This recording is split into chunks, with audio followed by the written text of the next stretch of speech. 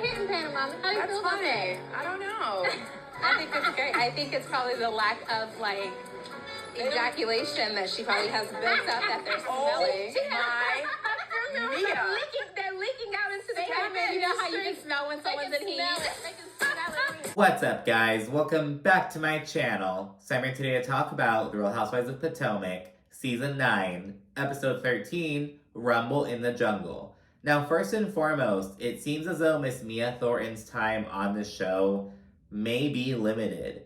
Everyone is collectively just over her. The viewers are questioning the validity of what she's going through and, like, her authenticity at this point. Her castmates are over her. Essence published an editorial piece on how her storyline is just not entertaining. Like, everyone is just over Mia, essentially. And she's not alone. Like, what is Kiarna really doing lately? Like, I feel like her storyline has been kind of falling a bit flat. Where the fuck is Jazzy? Where did Jazzy go? Kind of like Maylee over on Salt Lake City. It's like she just disappeared, you know what I mean? So I don't know what's happening with that. And with Mia, the thing is, people are over her, but she's also the topic of conversation. Now, you know, it's not bringing any good conversation or good viewership or anything, but she is being talked about. And, you know, they're either going to, like, run with that or listen to the viewers and actually cut Mia. And, you know, if Mia weren't on this season, though, I do think there'd be a lot less things for us to talk about. You know, like, it seems like Mia is brought up in every episode. The viewers are talking about her, granted in a negative way, but, you know, they're talking about her, but it's almost like a, you know, it's like a love to hate kind of thing, but it's kind of morphing to, like, a hate to hate kind of thing. So that's what's going on. Mia, Kiarna, and Jazzy are kind of being considered dead weight by a lot of people. And in the meantime, people are like, okay, if Karen returns next season, which is currently, you know, up in the air essentially, people are saying they want Robin back because Robin will actually hold Karen accountable. Because whether you love or hate Robin, whether you love or hate Karen, you have to admit that they do go at it with each other. They go head to head and they hold each other accountable. So there's that. That's been coming up as well. So that's the overall conversation around Potomac and its casting right now. One thing is for certain, people are over Mia and Jazz. Like, what the fuck happened to Jazzy? Like, her not being on the cast trip is just like, okay, well, I guess she's booted. And mind you, I was expecting her to be on the trip. Like, when they're divvying up the rooms and grouping the ladies up in various villas and whatnot, I thought that Jazzy would be with Giselle and Stacy. But she isn't even on the damn trip. Kiarna's a bit more of a mixed bag. People are kind of like, you know, I am open to her staying and having another shot, but it's also like, just underwhelming, even factoring in how she wasn't a full-timer until a bit later on. Like, by now it's clear that she was selected as a full-timer instead of Jazzy, but it's like, what is she really bringing? But again, like, there aren't as many calls for Kiarna to get kicked off as there are for, like, Mia or even Jazzy. Like, people still like Kiarna. We just want more from her, essentially. I've always liked Stacy. It seems like other viewers are starting to really appreciate Stacy a lot more, so that's cool to see. So anyways, those are the conversations happening about Potomac and the casting and all that jazz. Let's jump into the actual episode, which kicks off with Mia flipping out because she doesn't know where her kids are. She left them at Jacqueline's house to be with the nanny, and then Gordon went through, picked them up, and less than a day later, drove them 4 hours south and left them with their former nanny before taking a plane to Martha's Vineyard. Mia's trying to call him, trying to call the former nanny, but neither of them are answering, and she's just freaking out. And she says that Gordon is doing this as a control tactic. Like, I lost control of my business, lost control of my marriage, but I have control of my children. And yeah, Mia's just freaking out. Jacqueline's trying to calm her down, and she eventually gets in touch with the former nanny's daughter. And she's like, yeah, the kids are here, they're fine, blah, blah, blah. And Mia's like, okay, ooh, I need a shot. And it's like, but mind you, she hasn't talked to her kids, she hasn't seen them, like, she's like, okay, they're fine. And later on, Ashley is like, you know, if that were me, I would be on a plane right away, like, no, and and yeah, you gotta go make sure they're okay, be with them, vacation's over, and honestly, fucking file for like full custody at that point. It's like you're not gonna be allowed to do what you fucking did. Like, because again, if, Gordon has parental rights, I'm assuming he still does, you know what I mean? I don't think it's gone that far. He's legally able to do that, but it's like, you're not gonna be allowed to fucking do that again, bro. Like, that is not okay. But yeah, Mia's just, oh, okay, whatever. I can enjoy my vacation now. I know they're fine, but yeah, like Ashley says, a lot of people would have had a different response to that. Karen even know that there's one time where her ex-husband pulled some similar bullshit with their son. He picked him up from somewhere where Karen had left him, and Karen was like, oh, hell no. She called the police, he drove 3 hours right away. Like, she handled it as a serious issue. She, this is a fucking problem. And Mia is just not really doing that. People feel like her response isn't lining up with the severity of what happened. And that's why people are kind of doubting the authenticity of the situation. They're questioning whether Mia is even telling the truth. Anyways, at that point, everyone gets together and heads out for the day. They're actually driving back to Panama City, so about 2 hours, go shopping and whatnot, and just have a day out there. And while on the Sprinter van, Kiana shares that Greg has been having pizza for breakfast, lunch, and dinner because she's not home. And it's like, you are a grown-ass father of 3. Are you fucking kidding me? And granted, Kiana does share that she met him 1 month post-divorce, but it's like, are you fucking kidding me? You can't fucking make some spaghetti or like, I don't know, just like some basic shit. Grill some fucking burgers. Be a man. Grill a steak. Like, come on. You know what I mean? Like, I just thought that was so weird. Like, you're this grown-ass professional dude. You have 3 kids, and it's like you can't function without having Kiana there to cook for you. Like, I don't know. It's like, dude, grow up. Like, come on now. Anyways, also on the van, Giselle asked Karen about this list that she made for Ray that was about how to keep the love alive. And apparently, Karen's requiring Ray to start opening doors for her again. And it's like, Ray is like 80 plus years old. Like, Karen, you open a door for Ray now. Like, he is an old man. Like, some doors are fucking heavy. Like, oh my god. Like, he's too old for that at this point. It's a cute gesture, but it's like, it's gonna take so much longer. Like, I don't know, there's that. And she also adds that she wants Ray to start, performing cunnilingus a bit more, which he has been doing. So that's some information I did not need to ever know. But so yeah, talk about that and whatnot. And Jacqueline also fills Ashley in on a situation with Mia. Like, we didn't know where Mia's kids were this morning. Gordon took them, blah, blah, blah. And again, Ashley is like, I would not be sitting here on this van right now. Mia's sitting here having a time of her life, enjoying her vacation. Like, no, I, as a mother, would not be able to do that. So this is where that whole conversation begins, and people are siding with Ashley. And production hasn't shown any, like, follow-up calls or anything. Like, have you spoken to your kids? Have you, like, seen them? Have you FaceTimed them? Like, what's going on? So I don't know, there's that whole conversation going on, and it's kind of teetering into, like, mom-shamey kind of territory, which is dangerous, you know what I mean? But it's also, like, people are just questioning whether it's even a true story at this point. They're like, Mia lies. She's being so calm right now, like, is this even the reality? And as Ashley questions, it's like, is she just looking for sympathy? She is looking to, like, get out of the hot seat with a sob story, which is a horrible thing to question, but that's the reality of what's happening with the viewers and the castmates. Once they get to Panama City, everyone goes shopping, and Mia tells Ashley, Kiana, and Stacy about her situation with Gordon. And Ashley has sympathy for Mia, but she says there have been some discrepancies in her stories involving Gordon. So she's like, is this even true?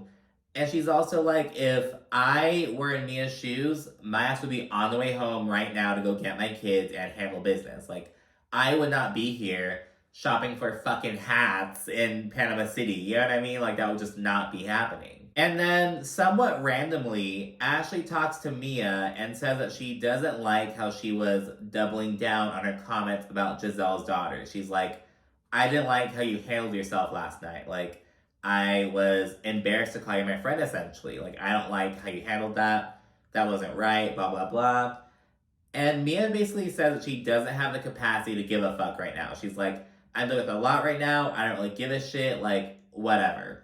And now she says she doesn't know how to show up for Mia. And she says that being her friend is exhausting. She's just over, everyone is just over Mia. And it's just like, it happened so, I think it happened so quickly too. Like, from everyone just kind of like laughingly tolerating it essentially to everyone now just being over it. And again, they haven't filmed a reunion yet, so I wonder how Mia is gonna, like, what she's gonna have to say for herself in response to all this criticism she's been getting. In another story, Giselle tells Wendy, Karen, and Jacqueline that she expects nothing from Mia and that she's miserable and this is just what she does. She has nothing else to say about her. She's just, you know, she sees Mia for who she is, basically, and that's that. Everyone then meets up for a rum tasting, which Karen declines to partake in. Though Wendy still asks her, you know, hey, are you gonna drink? Like, we're on vacation. Like, are you gonna have some libations, basically?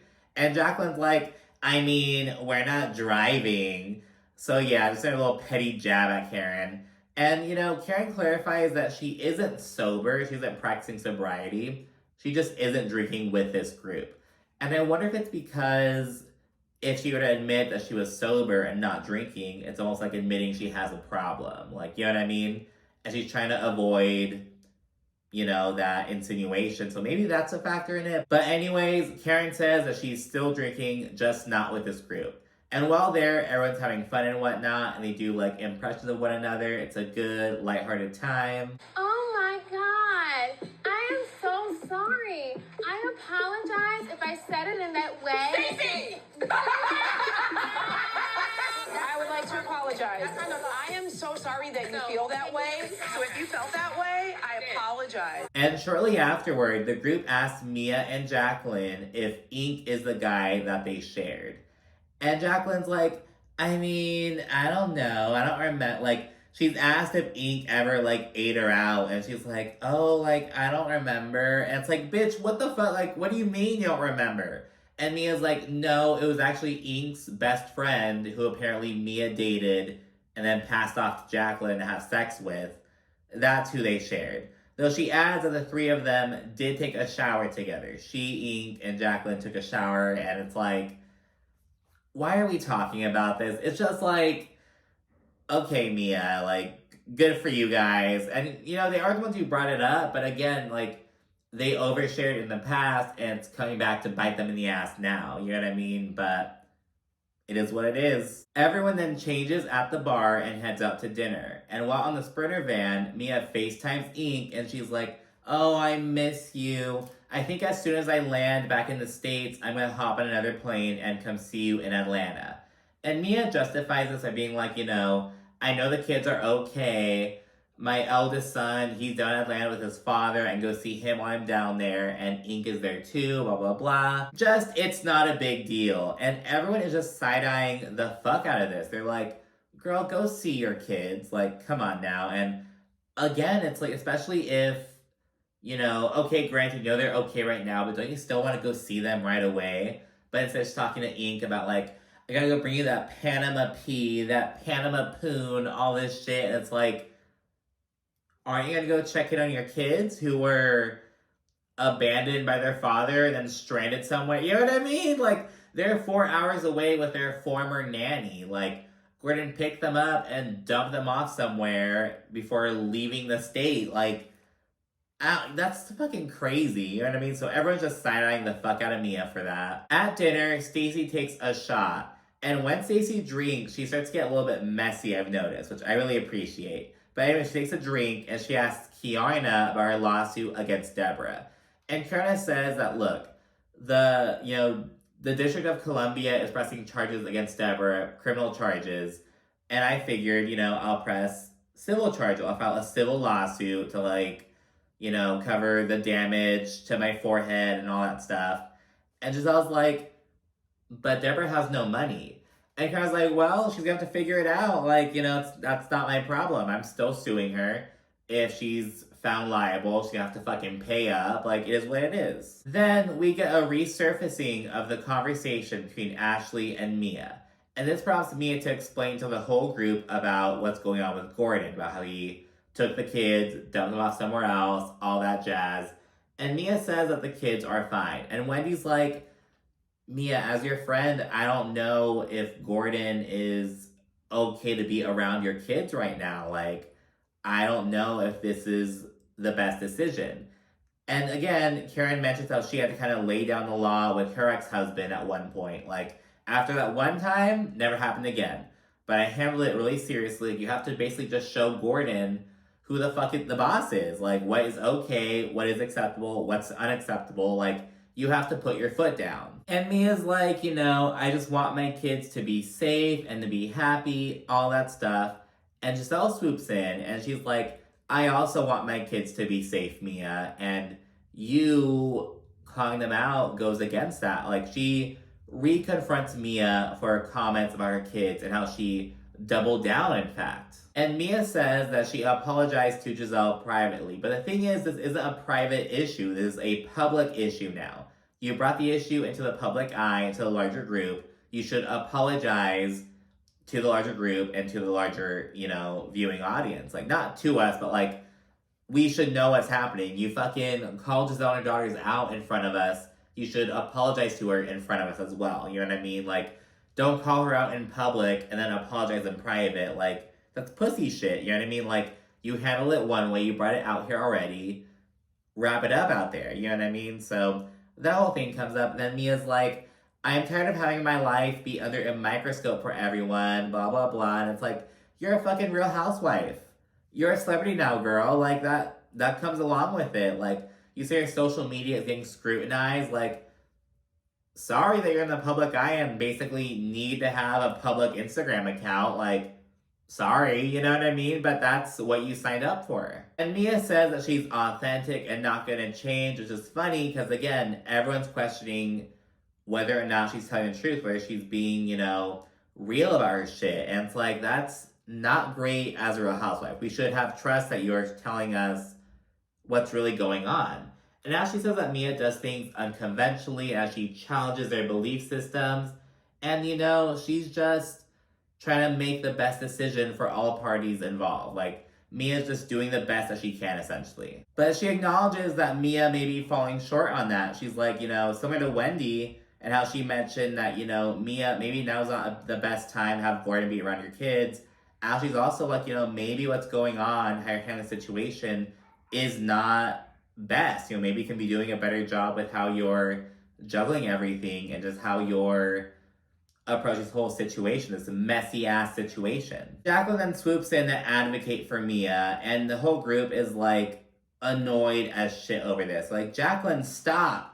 Like, Giselle's actually like yelling at her, like, stop it, cut it out. Like, you keep coming up for Mia, but it's like, chill the fuck out. And Mia is at her breaking point. She says there's no liberation going on, and the entire group is full of miserable bitches. She's just like tired of being called out, she feels. And so there's that.